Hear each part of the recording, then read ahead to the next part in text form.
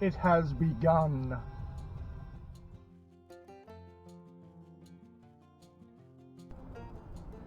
And what is good, boys? Yes. Am I ice fishing in January and the camera is inside my brain and I'm just dreaming this? I've thought of this for so long during the winter. Not that I had a bad winter, it was a lot of fun ice fishing, but welcome. My name is Paul K, and this is Saturday Mornings Outdoors, and we are on the banks of the Hog Trough, the Cape Cod Canal.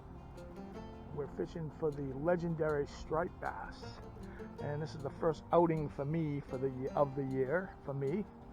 And apparently reports are saying that stripers are staged in Buzzards Bay, and they're making their moves through, and guys are catching fish. So it's a little early for me to get started, maybe a week or two, but I got the itch, so stay tuned. Upcoming is the fishing report.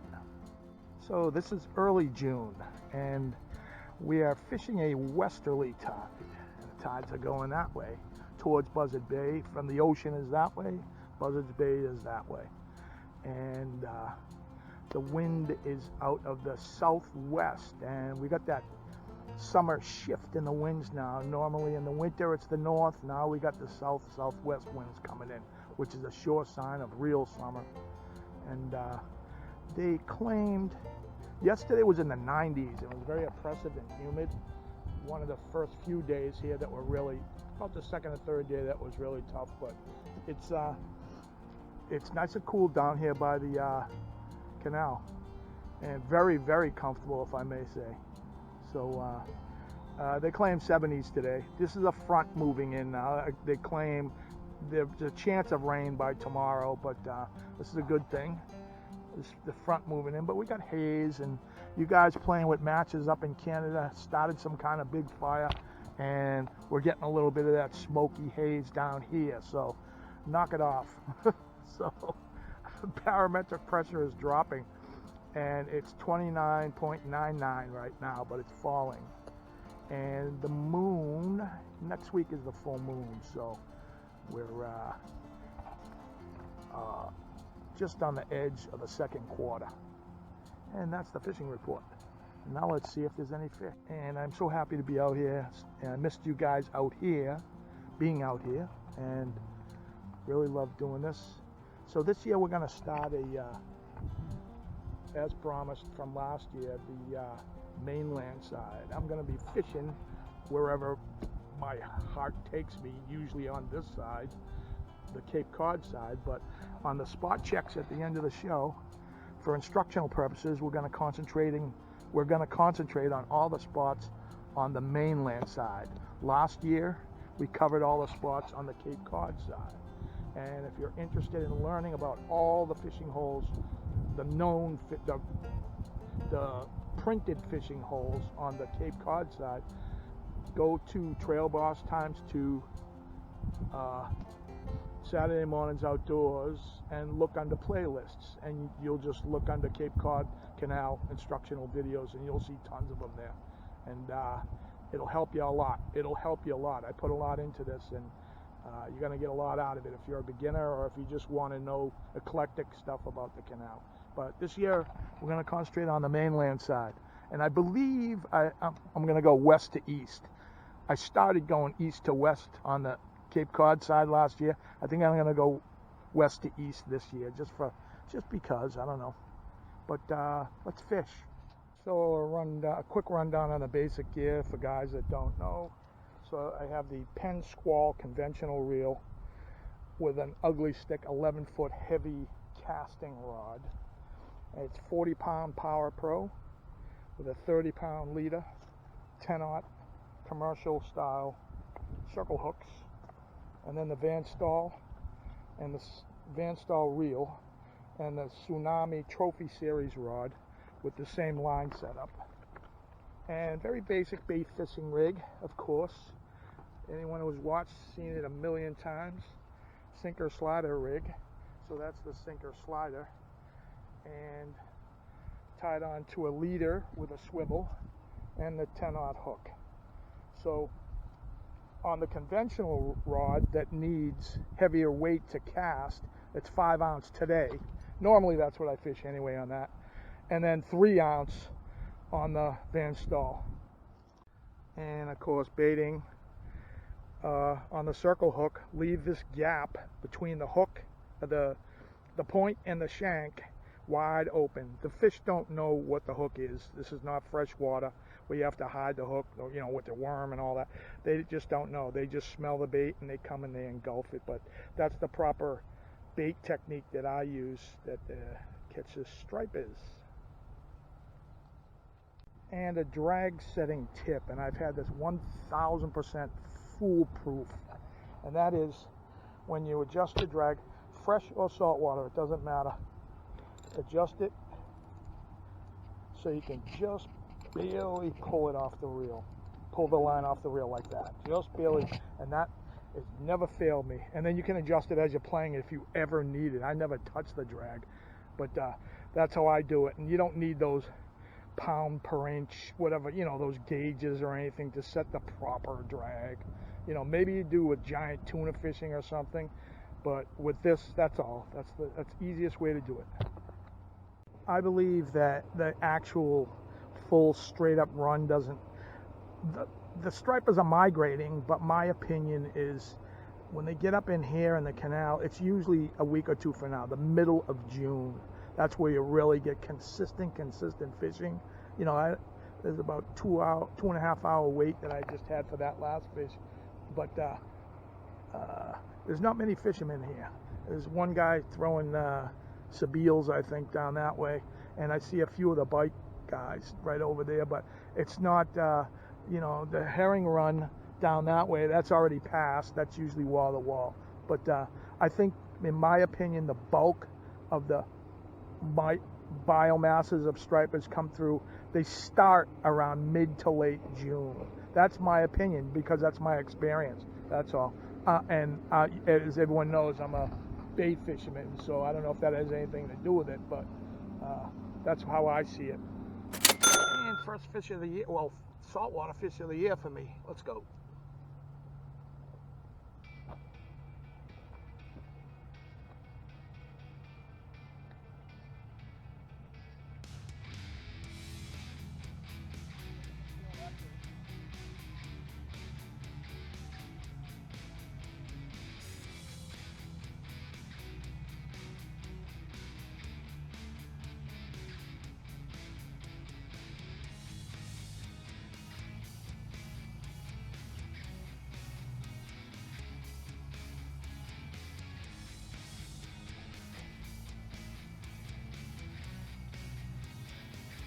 All right, what a fight.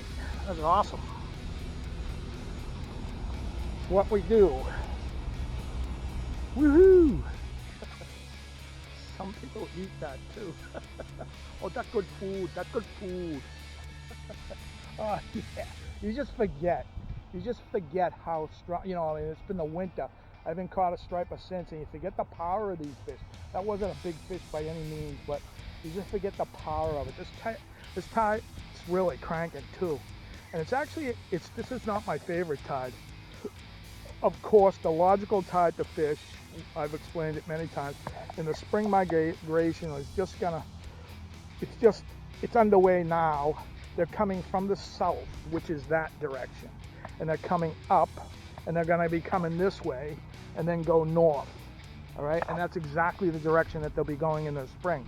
So it would be much to your benefit, and it's my favorite tide to fish regardless what the season is, but on the east tides when the water's flowing this way, but you fish when you have the time, that's all. There's optimum times to fish, but there's no exceptionally perfect time to fish, you know, generally. So that's how that works. And so east, when the tide's going this way, I'm on the Cape Cod side. When the tide's going that way, east heading towards the ocean, that's the stripers, it's less energy for them to use. They just come through in huge bursts with the tides. The water carries them through and they expend less energy. It's kind of a simple natural thing, you know. But it's a cool looking ship coming through. But what a thrill, man. I'm on the board for fish of the year. What is this? A commercial fishing boat, I believe.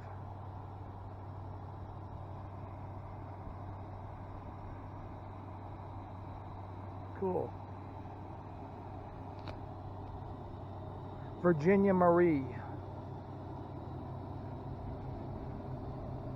Nice. That's a serious commercial boat. Well, 4.5 hours. I'm low on bait. I eked out one fish, but I'm proud of it because that was my first icebreaker of the year. So thank you so much for coming along in this portion of the Saturday Mornings Outdoors Striperquest, and we will see you at Spot Check. Oh my gosh, look at this. I'm on my way out, packing out cicadas. I believe they are. Must be having a cicada orgy. Look at them all. Holy crap. Those are the bugs that go zzz really loud at nighttime. Look at this guy sitting up there looking dead at me. He's like, what the heck? P. Diddy, don't be even thinking about bug orgies. Sorry. Two side notes. You're going to need that. Fishing license. Don't forget it, because Division of Fisheries and Wildlife come down here. They're all over this place, and rightly so. But it's 10, I think it went up $5. It's 15 bucks. You need a Massachusetts fishing license, and please keep the canal clean. That's all. Just keep it clean, man. You know, it's a beautiful place. You'll see when you get down here, but just please keep it clean. All right, off to Spot Check. So welcome to pre-Spot Check primer for 2025. And the reason what I'm saying is people that are new to this and this explanatory stuff that I do on the canal here, besides the fishing, it's called Spot Check. And I go to different spots all along the canal. And this is the visitor center, and it's in Sandwich. It's right along the canal. And if you go inside, two mandatory things if you're going to stick with this show and play along, basically. 2025 Cape Cod tables. And this is something new this year. They have a pro printed, I guess such demand, but it's called the Cape Cod Canal. It's basically a map in there it's more high-end and glossy than the ones that they used to have. They used to run them off a computer. So tide tables and canal map at the visitor center. It's all free, and these are essential to fishing the canal correct. Also, another huge tip: if you're fishing anywhere down the Cape on the National Seashore, any of these, what I'm showing you today, the Scusset Fish Pier, the Scusset Jetty, all these charge huge prices to park here. They're like 40 bucks for the day, I think it is. 40 bucks. Look at this. So you got to be a senior, or you can buy them without being a senior. If you're over 58, I think it is. When I bought this, they were 10 bucks for a lifetime pass. Lifetime pass for 10 bucks. Nowadays, I think they're about 80 bucks. But imagine that, 10 bucks. But you can park. They are crazy, especially on the Outer Cape. You think $40 to park here is a lot.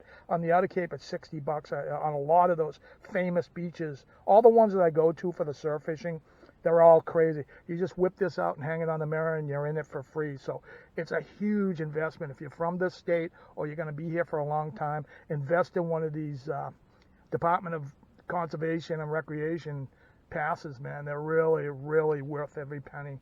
It's a steal for what you get. And so, welcome to Spot Check 2025 on the mainland side of the Cape Cod Canal. And it's a beautiful, picturesque area. This is the Scusset Jetty. And this is a magnificent fishing spot here along the mainland side. And this is the east end of the canal. This jetty is twice as long as the one on the Cape Cod side. The purpose of the jetties are to keep the sand from building up in the nor'easters. The predominant current that we get pushes this. Northeasters come from this direction, and they push the sand this way. So Army Corps of Engineers designed these particular jetties to keep the sand from filling in the canal, so they have to dredge a lot less. because of the jetties. The sand builds up on the left side of the jetty. But this is called the Scusset fish pier. You can catch every species of fish here for the most part.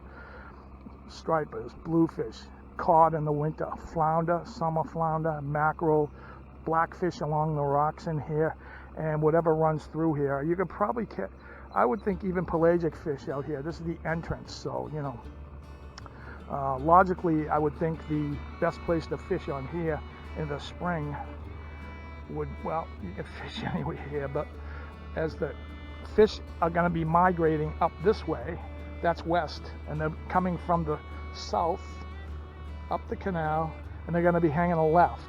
Not all of them. A lot of them go that way towards Cape Cod, the hook of the Cape, but they head north for the most part, a lot of the biomass. So it'd be very cool to fish along in here for the stripers too. But when they're running, it really doesn't matter where you fish. There's so many of them, and the biomasses are huge. But it's a very picturesque area to fish.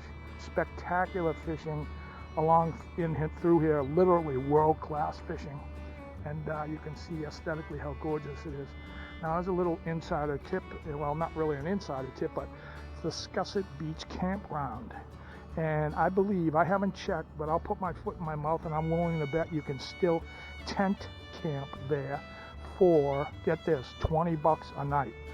You better check beforehand. I haven't checked in a few years, but they don't really go up in price there. But the big money is for those trailers. A lot of those stay there for weeks and months, but it's very inexpensive to camp there, and you're literally 30 steps from world-class fishing, and it's truly a beautiful spot.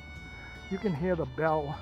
I doubt this camera's going to pick it up, but the bell from the entrance buoy to the canal, and it's just a gorgeous, calming sound. And so there you go. This is the first stop on the mainland side. It's called the Scusset Fish Pier. I mean, the Scusset Jetty. This is not the fish pier. By the way, there's another beach that goes along this way, and it's good for striper fishing too. See what's making that racket. And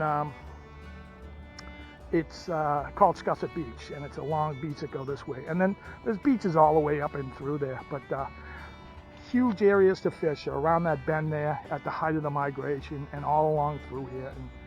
And so there you have it, the first stop on the 2025 spot checks. And hope you like this edition, and I hope you'll come with me each week. If you can't make it down here, you'll see me down here, hopefully. And enjoy this beautiful canal that we have. Oh, that's the tourist boat. That's what that is. But anyway, so hopefully we'll see you next week, and don't forget to say your prayers. And see ya. Literally, happy campers.